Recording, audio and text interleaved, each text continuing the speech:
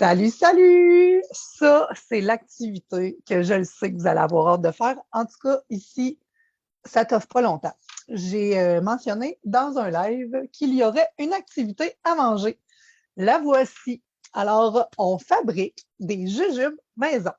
Je vais commencer par vous parler des moules que j'ai utilisés. Vous n'êtes pas obligé d'utiliser ça. J'ai des alternatives que je vais vous montrer.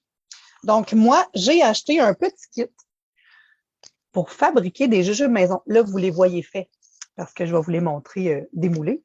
Mais c'est des petits moules à jujubes. C'est fait exprès pour ça. Donc, si vous voulez faire une petite recherche sur Internet et vous en procurer, simplement tapez moule à jujubes en silicone.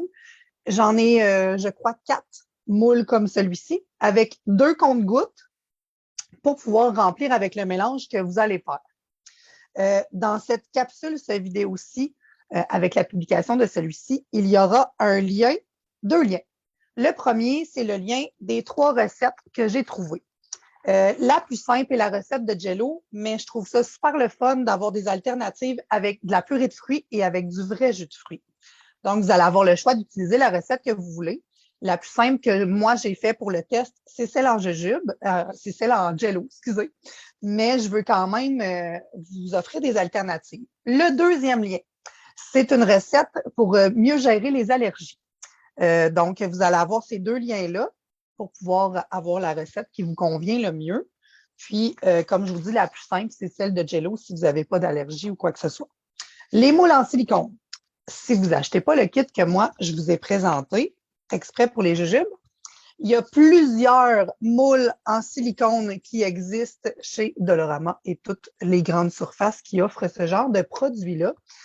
Donc, c'est super faisable aussi avec ces petits moules-là.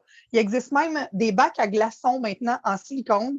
C'est faisable aussi. C'est sûr qu'on ne remplit pas le moule à glaçons au complet. Si on veut faire un jujube, on va en mettre un petit peu moins dans le fond, mais ça peut toujours servir tant que c'est en silicone, donc facilement démoulable, facilement pliable pour sortir les jujubes, ce que je vais vous montrer ensuite.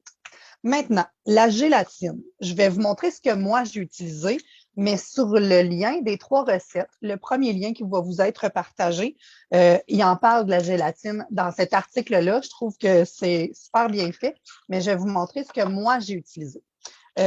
Ça prend c'est 2 cuillerées à table de gélatine. C'est entre 2 et 3 cuillerées à table de gélatine dans les recettes, dans les 3 recettes. Celle avec du jello, c'est 2. Donc, moi, j'ai utilisé ceci. Là, c'est sûr que vous le voyez à l'envers. Je vais virer ma caméra. J'espère que je peux faire ça. Ah non, on est en Zoom, on ne peut pas faire ça. Je vais vous le montrer à l'envers. C'est pas plus grave que ça. C'est Knox gélatine originale. Il y a 4 sachets dedans et il considère qu'un sachet, c'est 1 cuillerée à table. Donc, dans ma recette, la seule chose que j'avais à faire pour vous expliquer la recette la plus simple et la plus facile, c'est un sachet de Jello, saveur de votre choix. Si je peux vous donner un conseil, les cerises, c'est vraiment bon.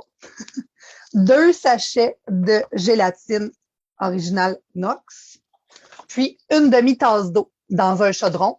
Ça va être amené à se réchauffer à feu doux pendant seulement 10 minutes. Un coup que vous avez terminé le 10 minutes, vous retirez votre chaudron du feu. Vous allez vous servir soit du compte-gouttes si vous utilisez ce petit kit-là que moi, je me suis procuré.